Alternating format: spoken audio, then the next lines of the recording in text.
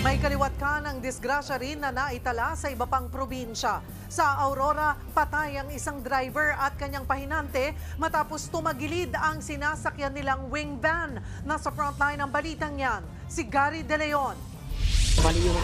Nagulantang ang mga residente ng Barangay Dianawan sa Aurora nang makitang nakataglid ang wing van na yan sa highway.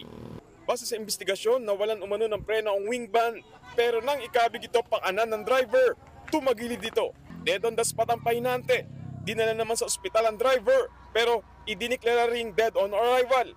Maghahatid lang sana ng grocery items ang dalawa nang mangyari ang aksidente.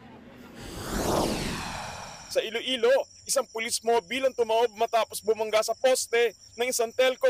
Ayon sa mga otoridad, pabalik na ng istasyon ang mobile matapos ipa-drug test ang nahuni nilang suspect. Pero inabot ito ng ulan at halos zero visibility umano ang daan. Kaya't hindi raw nakita ng driver ang poste at sumalpok dito.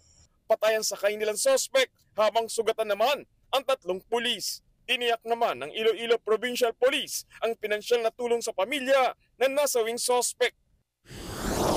Samantala sa Peña Blanca sa Cagayan, nang araro ng tricycle, SUV at tindahan ang isang pick-up.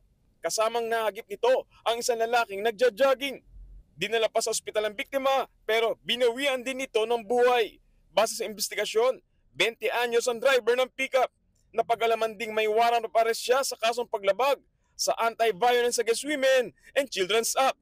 Nasa kustodiya na siya ng mga pulis. Nagbabalita mula sa Frontline, Gary De Leon, News 5. Mga kapatid, Cheryl Cosim po, huwag maging huli at maging una sa lahat sa balitaan. Para sa tuloy-tuloy na talakayan sa Frontline, mag-follow at mag-subscribe sa social media pages ng News 5.